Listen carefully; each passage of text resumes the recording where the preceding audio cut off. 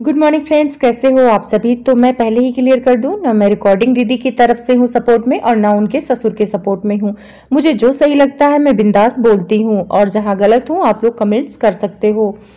तो यहाँ पे रिकॉर्डिंग दीदी ने एक मुहिम छेड़ी है अपने पति को न्याय दिलाने का। चलो बहुत अच्छी बात है, कम से कम 2-2.5 साल बाद इनके अंदर इंसानियत जागी है और अब याद आया है कि इनके पति को न्याय चाहिए।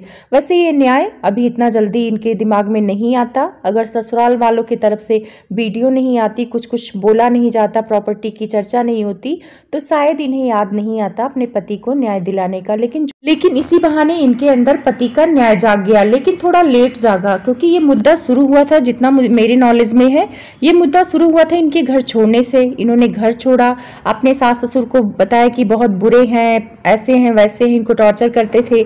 इनके पहले पति इनको मारते पीटते थे। इनके जो दूसरे पति थे वही उस घर में अच्छे थे, वही इनको प्यार देते थे, बाकी सब खराब थे। इनके सास ससुर, इनके पहले पति और इनकी जो ननद जिनको बेटा बोलती थी वो भी खराब निकल गई। फिर उसके बाद इन्होंने एक चीज बोला, जब इनके ससुर ने स्कूटी खरीदी थी, स्कूटी या स्कूटर जो भी खरीदा था, तो इनको बहुत गुस्सा आया था जब इन्होंने वीडियो बनाया था कि देखो देखो स्कूटी खरीद रहे हैं मेरे घर से निकलने के बाद ही।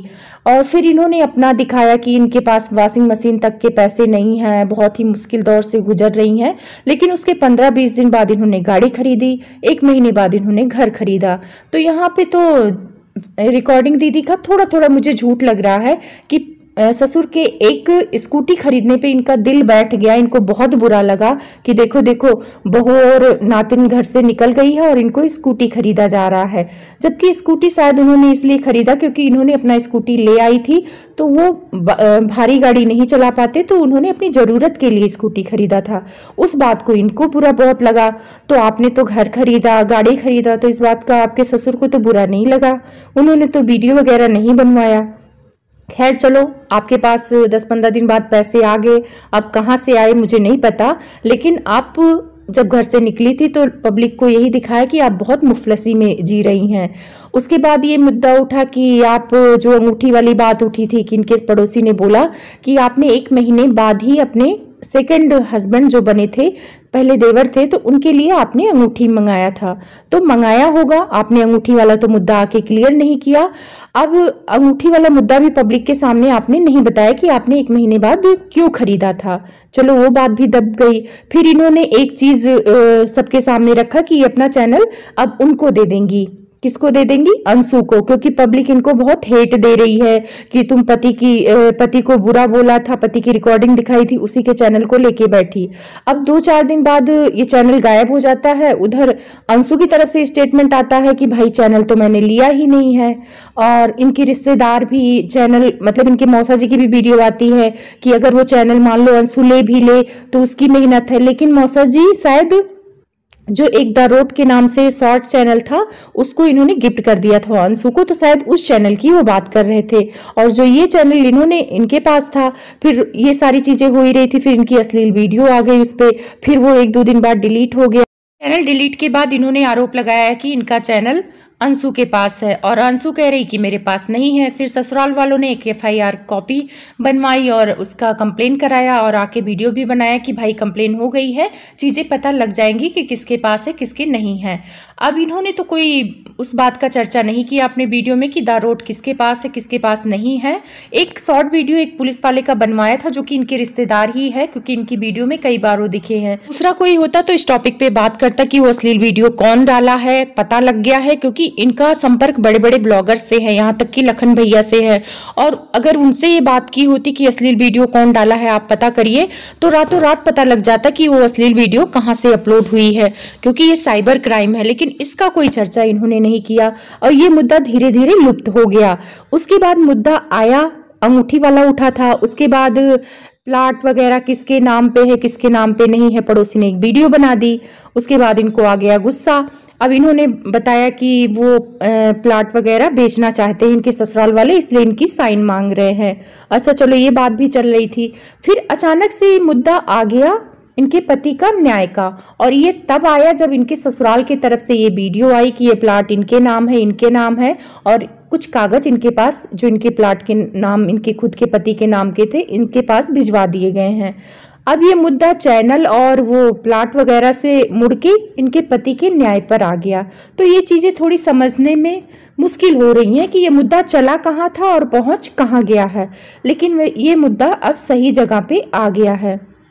और एक स्टेटमेंट इन्होंने और दिया था कि इनके जो देवर थे, इनकी शादी इनसे इसलिए हुई क्योंकि बहुत सारे लोग उठा रहे थे सवाल कि अफेयर था इनका, ऐसा कुछ बहुत सारे कमेंट्स भी आ रहे थे। तो उसका इन्होंने जवाब दिया कि ऐसा कुछ नहीं था हमारे बीच, और ये शादी मेरे ससुर ने जबरदस्ती करा दी कि बहू घर में रह जाएगी और बहुत सारे राज हैं जो घर से बाहर नहीं जाएंगे। तो अब वो राज बाहर लाइए रिकॉर्डिंग दीदी, जो आपने स्टेटमेंट दिया, एक स्टेटमेंट आपने ये वीडियो में दिया। उसके बाद अर्थ मॉम की लाइव में आई तो वहां पे पूछा गया कि आपका उनसे शादी क्यों हुआ था देवर से, राज छुपाने के लिए? तो इन्होंने कहा कि नहीं, ऐसा नहीं, उनको एडिटिंग नहीं आती थी और मुझे आती थी, तो इसीलिए मेरी शादी इसलिए की कराई गई मेरे देवर से कि एडिटिंग कौन करेगा। मतलब आप समझ रहे हो, रिकॉर्डिंग दीदी अलग अलग स्टेटमेंट दे रही हैं। वैसे ससुर पे भी इल्जाम लग रहे हैं कि वो स्टेटमेंट बदल रहे हैं, उस पे आऊंगी, पर रिकॉर्डिंग दीदी के भी स्टेटमेंट बदल रहे हैं। अगर वो राज थे, कुछ राज हैं, तो आपके ससुर आपको घर से बाहर जाने ही नहीं देते। उनको तो डर होता कि अब तो पति भी नहीं है इस दुनिया में, अब तो ये सारे राज बाहर डाल देगी, खोल देगी। वैसे आपने राज खोलना शुरू कर दिए। आपने अपने ससुर पे इल्ज़ाम लगाया कि आपके साथ गलत किया है, आपका शारीरिक शोषण किया है, आप पे गलत निगाह रखते हैं। आपने अपनी कम्युनिटी लगाई थी कि 3-4 लोग पी के आपके साथ जबरदस्ती करने की कोशिश की, मारपीट की। तो वो 3-4 लोग कौन थे आपने बताया नहीं, कंप्लेन कराया कि नहीं कराया? वैसे आपने कंप्लेन करा दिया है, आपने अपनी वीडियो में बताया है कि ससुर पे और मामा जी पे और पड़ोसी पे आपने कंप्लेन करा दिया है।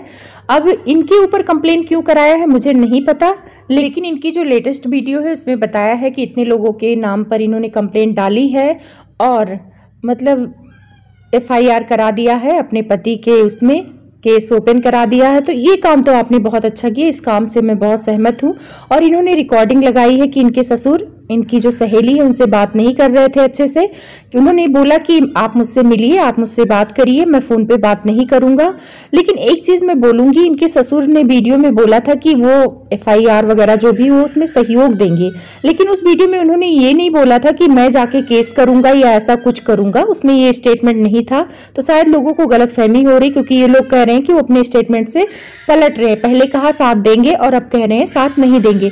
तो कोई बात नहीं, अगर साथ नहीं दे रहे, आप पत्नी है, आप FIR कराइए, पुलिस जाएगी, उनसे पूछताछ करेगी और सारी चीजें क्लियर हो जाएगी। लेकिन ये चीज मुझे भी डाउट लग रहा है कि वो FIR क्यों नहीं कराना चाहते हैं। क्या ऐसा कुछ हुआ है, पैसों का लेन देन, कि जिसने गाड़ी से उड़ाया हो? कभी कभी ऐसे केस में हो जाता है कि जो चला गया है वो वापस नहीं आएगा और कुछ पैसों का लेन देन हो जाता है, सेटलमेंट हो जाता है कि भाई हमारी आपसे सुलह हो गई है, हम FIR नहीं कराएंगे।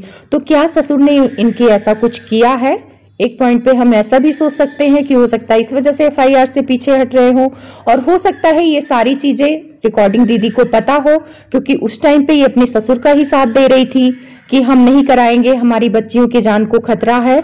तो अब तो आप ससुराल से बाहर आ गई हैं, उस टाइम पे ससुराल में थी, तब तो आप कह रही थी बच्चियों की जान को खतरा है, और खतरा तो अब ज्यादा हो जाना चाहिए क्योंकि आप अकेले हैं और आप बच्चियों के साथ हैं। तो मुझे ये समझ में नहीं आ रहा है कि कहीं आप अपने ससुराल से बदला लेने के लिए, उस बात को उखाड़ने के लिए कि ये लोग पैसे का सेटलमेंट ले चुके हैं, इस बात को सब दुनिया के सामने लाने के लिए ऐसा कर रही हैं।